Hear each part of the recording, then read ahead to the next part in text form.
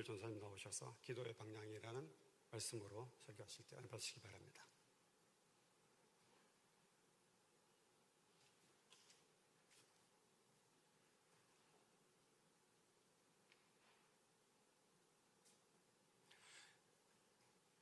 오늘 제가 준비한 설교의 제목은 기도의 방향입니다. 오늘 주시는 말씀을 통해서 성도된 우리의 삶의 목적이 하나님을 기쁘시게 하고 감사와 영광을 돌리는 데 있음을 다시 한번 생각해보는 시간들이 되셨으면 좋겠습니다. 먼저 본문 1절을 보면 다윗 왕은 이렇게 말을 시작합니다. 여호와여, 주의 분노로 나를 책망하지 마시오며. 여기서 책망한다라는 단어는 징벌하다, 고치다의 의미를 가지고 있습니다. 그리고 이 책망하다라는 단어는 우리 히브리 원어에서는 그 PL형이라는 동사로서 강조하는 용법으로 되어 있는데, 지금 본문에 적용을 해볼 때 하나님께서 다윗 왕을 고치기 위한 목적으로 매를 들었다, 이렇게 생각해도 괜찮다고 보겠습니다. 지금 다윗 왕은 거의 죽을 지경으로 몸이 아픕니다. 왜 아픈지 이유에 대해서는 본문에 정확하게 나와 있지는 않습니다. 하지만 여러 가지 면에서는 생각해 볼 수 있을 것 같습니다. 예를 들어 우리 일상생활 중 개인적 적용 차원 면에서 볼 때 특별히 죄가 없는데도 몸이 아픈 경우가 있습니다. 하나님의 훈련 차원에서 욥과 같은 경우가 대표적인 예라고 볼 수 있겠죠. 그런데 오늘의 경우에는 다윗 왕이 자기 자신의 몸이 아픈 것을 어떻게 인식을 하고 있냐면, 본문 1절 앞부분에 언급한 주의 분노와 뒷부분에 나오는 주의 진노 때문에 징계를 받는다고 인식을 하고 있습니다. 참고로 1절 마지막 부분에 나오는 이 징계라는 단어는 그 NASB 영어 성경에선 chasten이라는 단어를 사용하는데, 이는 잘못을 깨닫게 하다, 훈계하다, 그런 의미로 번역이 되어 있습니다. 여하튼 오늘 다윗 왕이 아픈 이유는 정확하게 나와 있진 않지만 지금의 경우를 통해 하나님께서 이렇게 치시는 경우도 있구나, 그렇게 이해를 하시면 될 것 같습니다. 다음 2절을 보면은 지금 다윗 왕은 매우 수척한 상태입니다. 여기 나오는 수척이라는 단어는 쇠약하다라는 형용사인데요, 한자어로는 여윌척입니다. 다시 말해서 이것은 몸 안에 독소나 노폐물이 쌓인다라는 뜻으로 볼 수 있습니다. 우리의 몸 안에서 역작용을 하는 노폐물들이 차곡차곡 쌓여져가는 병자의 모습, 바로 지금 다윗 왕의 모습입니다. 그리고 우리가 이것을 일상에서는 말할 땐 쇠약하다, 깡말랐다, 야위었다, 그런 뜻으로도 번역을 합니다. 그런데 이 정도로 수척한 다윗 왕은 지금 주님께 어떻게 해달라고 애원하냐면 나에게 은혜를 베풀어 달라고 합니다. 다시 말해서 나를 불쌍히 여겨주시고 나에게 동정심을 가져주시고 나에게 긍휼을 베풀어 주시옵소서, 이렇게 말합니다. 그러면서 그는 여호와여, 나의 뼈가 떨립니다 라고 호소를 합니다. 아까도 말씀을 드렸듯이 지금 다윗 왕이 어떤 병이고 또 몸이 왜 아픈지는 우리는 모릅니다. 하지만 지금 다윗 왕이 뼈가 떨린다라고 호소하는 것은 그가 이미 죽음의 문턱까지 들어갔다라는 말입니다. 그래서 다윗 왕은 지금 몸도 너무 아프고 마음도 죽음의 공포를 느낄 정도로 심각한 상태입니다. 그러면서도 다윗 왕은 2절 말미에 나를 고쳐달라고 진심 어린 호소를 하고 있습니다. 참고로 지금 말씀드린 이 고쳐달라는 단어가 우리가 잘 알고 있는 라파라고 하는 단어입니다. 우리가 부르는 찬양의 가사에도 나오듯이 여호와 라파의 라파는 여호와께서 치료하신다라고 할 때 사용하는 단어입니다. 그리고 이 라파라는 동사는 고친다, 치료한다의 의미를 가지고 있기도 하지만 우리가 옷이 헤어졌을 때 바늘에 실을 끼워 꼬매서 옷을 튼튼하게 복구시켰을 때도 이 단어를 사용하기도 합니다. 그럼 계속해서 3절로 말씀을 드리겠습니다. 다윗 왕은 계속해서 하나님께 자신을 고쳐달라고 계속 호소하고 있습니다. 여기 나의 영혼도 매우 떨리나이다라는 말은 우리가 방금 읽었던 2절에 나의 뼈가 떨리오니와 같은 의미입니다.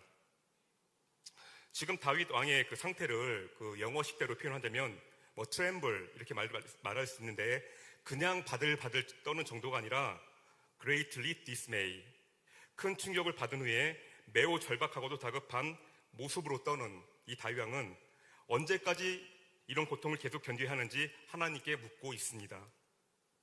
그러면서 그는 4절에 이렇게 말합니다. 여호와여, 돌아와 나의 영혼을 건지시며 주의 사랑으로 나를 구원하소서. 이 문장을 두 부분으로 나누어서 말씀을 드리겠습니다. 먼저 여호와여 돌아와 나의 영혼을 건지시며 라는 부분입니다. 여기서 우리가 잠깐 생각해 볼 게 있습니다. 지금 여호와께서 다윗 왕을 떠나신 겁니까? 아니면 본문상 볼 때 다윗 왕은 여호와께서 나를 떠나셨다라고 알고 있는 겁니까?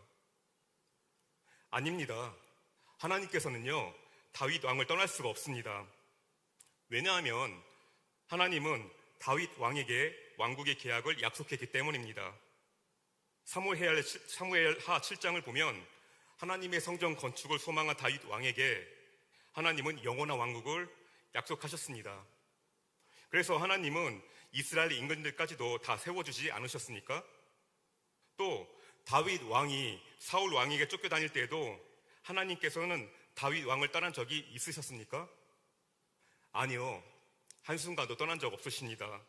지금 다윗 왕이 그걸 몰라서 이렇게 기도하는 거 아닙니다. 하나님께서 멀리 계시다가 다시 돌아오신 의미로 다윗 왕이 이렇게 기도하는 거 아니란 말입니다. 이게 바로 우리 인간의 연약성입니다. 기도를 하다가도 응답이 없으면 때때로 하나님이 나를 쳐다보는 것 같지 않고, 또 하나님이 내 옆에 안 계신 것 같은 마음, 우리는 누구나 이런 경험들을 한 번씩은 다 가지고 있습니다. 그러나 다윗 왕은 왕이기도 하지만 선지자이면서 예언자입니다.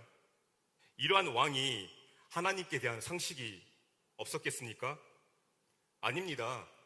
무소부재하신 하나님께서 늘 자신을 쳐다보고 계시는 거 다윗 왕은 잘 알고 있습니다. 그럼에도 뻔히 다윗 왕은 주님 돌아오시옵소서라고 우리 인간의 언어로 표현을 하고 있는 것입니다. 이 마트에 가니까 엄마가 어린아이와 손을 잡고 갑니다. 그런데 아이가 가다가 이게 사고 싶은 게 생기니까 가다 말고 그걸 사달라고 막대를 씁니다. 근데 엄마는 시간이 없는지 일부러 따라오게 하려고 아이의 손을 놓고 종종 걸음으로 도망갑니다. 그러자 아이가 엄마를 놓치지 않으려고 힘껏 따라가지만 못 따라갑니다. 그때 아이가 바닥에 주저앉아 땅을 치면서 대성통곡을 합니다. 엄마 돌아오라고. 저는 지금 이 다윗 왕의 심정이 이 아이와 같은 심정이라고 생각을 합니다. 그래서 여호와여 돌아와 이 표현은 마치 어린아이 같은 심정으로 엄마를 부르는 다윗 왕의 마음이라고 생각을 하고 있습니다. 그럼 다시 4절 뒷부분을 말씀드리겠습니다. 다윗 왕은 여호와께 돌아와 달라는 말에 이어서 나의 영혼을 건지시며 주의 사랑으로 나를 구원해 달라고 하나님께 호소를 합니다. 근데 다윗 왕은 어디에 호소를 하는 걸까요? 다시 말해서 하나님의 어떠한 속성에 호소를 하는 겁니까? 지금 다윗 왕은 4절 중간에 나온 하나님의 사랑에 호소를 하고 있는 겁니다. 사랑은 하나님의 속성입니다. 이 사랑에 대해서 우리가 예전에 쓰던 개역 한글은 인자라고 표현을 합니다. 어질 인자, 사랑 자자, 인자. 그리고 히브리어로는 헤세드라고 하는데 좀 비슷한 말로 우리말로 번역을 한다고 하면은 좀 자비로 표현이 될 것 같습니다. 헤세드의 이해를 돕기 위해 잠시 말씀을 좀 드리겠습니다. 예레미야 31장 3절을 보면은 여호와 하나님께서는 이스라엘 백성에게 옛적에 여호와께서 나에게 나타나사 내가 영원한 사랑으로 너를 사랑하기에 인자함으로 너를 이끌었다라고 말씀하십니다. 여기서 보면 너를 사랑하기에와 뒤에 말한 인자함은 조금은 다릅니다. 히브리어에는 이 사랑이라는 단어를 두 가지 뜻으로 말을 하고 있는데, 앞에 표현된 너를 사랑하기의 사랑은 우리가 잘 알고 있는 영어의 러브를 말하는 것이고요. 또 뒤에 하나는 하나님의 선택적인 사랑을 의미하는 단어입니다. 창세 전에 많고 많은 사람들 가운데 나를 선택하시고 나를 백성 삼아주시고 자녀 삼아주신 그 선택의 사랑입니다. 그러면서 뒤에 인자함으로 너를 이끌었다라고 말씀하시는데, 이 인자함이 아까 말씀드린 헤세드입니다. 그리고 이 인자함, 헤세드는 우리를 사랑하시는 하나님의 지속적인 약속의 사랑을 의미하기도 합니다. 신약의 요한복음 13장을 보면 예수님께서는 최후의 만찬석에서 이렇게 말씀을 하셨습니다. 세상에 있는 자기 사람들을 사랑하시되 끝까지 사랑하시니라. 하지만 거기에서 가룟 유다는 하나님 아버지께서 예수님께 주신 선택받은 백성이 아니었습니다. 예수님은 오히려 가룟 유다에게 떡 조각을 주시면서 너가 하는 일을 속히 하라고 말씀하셨습니다. 그리고 가룟 유다는 바로 배신을 했습니다. 결국 가룟 유다는 하나님 아버지께서 예수님께로 주신 선택받은 자가 아니었기 때문에 예수님은 그를 내버려 두셨습니다. 그러나 하나님은 선택받은 백성을 끝까지 사랑하십니다. 그래서 예수님께서는 요한복음 6장 39절에 나를 보내신 이의 뜻은 내게 주신 자 중에 내가 하나도 잃어버리지 아니하고 마지막 날에 다시 살리는 이것이니라, 이렇게 말씀하셨습니다. 우리 장로 교단에는 칼빈주의 5대 교리라는 결의문이 있습니다. 그리고 그 중 마지막에는 성도의 견인이라는 교리가 있습니다. 이 성도의 견인은 한자어로 구둘견, 참을 인자입니다. 선택받은 자들을 끝까지 참아내시고 인도해내시는 하나님. 비록 선택받은 성도들이 연약하여 죄를 지을지라도 끝까지 그들을 참아내시고 보호하시고 인도하셔서 마침내 구원을 성취하시는 하나님을 말하고 있습니다. 그리고 이 성도의 견인 교리에 근거된 것이 지금까지 말씀드린 하나님의 속성인 헤세드입니다. 변하지 않는 지속적인 하나님의 약속의 사랑입니다. 그래서 저는 오늘 본문 4절에 표현된 이 주의 사랑이 하나님의 인자하신 약속의 사랑이라는 겁니다. 그리고 지금 다윗 왕은 하나님께 그 약속이 있는 헤세드의 사랑으로 나를 구원해 달라는 것입니다. 그럼 4절 후반부에 말하는 구원은 무엇을 말하는 것일까요? 오늘 본문 2절 하반부에 나를 고치소서라는 부분을 보았을 때 지금 다윗 왕은 너무나 아프지 않습니까? 그래서 그는 병으로부터 노임을 받는 것을 말하고 있는 것입니다. 이것이 다윗 왕이 지금 말하는 구원입니다.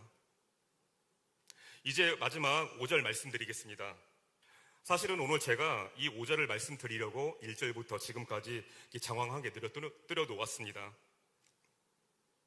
5절에 사망 중에서는 주를 기억하는 일이 없사오니, 이 말은 사람이 죽으면 주님을 기억할 수 없다는 말입니다. 그리고 이어지는 단어 수월에서도 주께 감사할 수 없다고 말을 합니다. 여기 수월이라는 말의 옛날식의 표현은 음부입니다. 깊은 장소나 어둠의 세계 또는 밑바닥이 없는 긴 구덩이나 지옥을 의미할 때도 이 단어를 사용합니다. 근데 오늘 본문에서는 무덤을 의미합니다. 내 영혼이 육신을 떠나면 내 육신이 묻히게 될 무덤 속을 의미하고 있습니다. 결국 5절은 사람이 죽어 무덤 속에 들어가면 시체가 입을 열어서 하나님께 찬송하고 하나님께 감사할 일이 절대 없다라는 것입니다. 그럼 우리가 하나님의 말씀을 전하고 하나님을 찬송하고 하나님께 기도하는 것이 언제까지 가능하단 말입니까? 그것은 우리가 땅 위에 살아 있을 때만 이 일들이 가능하다고 말씀드리는 것입니다. 다시 말해 죽은 사람은 말이 없다, 그 말입니다. 그래서 지금 드리는 우리의 예배의 가치와 소중함이 여기에 있는 겁니다. 그럼 여기서 우리는 하나를 생각을 해봐야 됩니다. 다윗 왕은 왜 살아남기를 바랬을까요? 왜 하나님께 나를 구원해달라고 했겠습니까? 바로 그것은 내가 좀 더 살아서 주님께 감사하고 싶다, 그겁니다. 저는 그래서 다윗 왕이 위대한 이유를 여기에 두고 싶습니다. 다윗 왕은 자기 자신의 공명을 위해서 혹은 좀 더 자기 왕의 자리를 군림하고 싶어서 그런 것이 아니라고 생각합니다. 살아 생전에 하나님께 감사하도록 하기 위해서 자신의 백성들과 함께 하나님을 찬송하고 하나님께서 주신 율법으로 모두가 거룩한 백성이 되고 싶었던 겁니다. 근데 지금 자기가 이대로 죽어서 한 줌의 흙으로 돌아가면 어떻게 하나님께 감사하고 찬송할 수가 있느냐, 그 말입니다. 그래서 다윗 왕은 하나님께 살려달라고 호소하고 있는 겁니다. 이 얼마나 고상한 기도입니까? 우리도 이런 기도를 해야 합니다. 죽으면 우리는 결코 하나님을 찬송하지 못하기 때문에 살아 생전에 지금 열심히 말씀 듣고 찬송하고 기도해야 한다는 것입니다. 그리고 우리의 기도는요, 나를 중심으로 한 기도가 아니라 하나님께서 기뻐하시는 기도가 되어야 한다는 것입니다. 그럴 때 우리는 거룩한 백성으로서의 점진적인 성화가 이루어지는 것이고요, 정말로 기독교인다운 기독교인이 되거라 믿는 것입니다. 끝으로 하나만 말씀드리고 마치도록 하겠습니다. 이사야서 38장을 보면 히스기야 왕이 병이 들어 죽게 된 이야기가 나옵니다. 그 38장 2절을 보면 히스기야 왕은 얼굴을 벽으로 향하고 여호와께 기도합니다. 왜 히스기야 왕이 얼굴을 벽 쪽으로 향했을까요? 왜냐하면 히스기야 왕은 지금 일어나서 무릎 꿇을 상태가 아니기 때문입니다. 그래서 히스기야 왕은요, 벽 쪽을 바라보고 하나님만을 생각하면서 기도를 했습니다.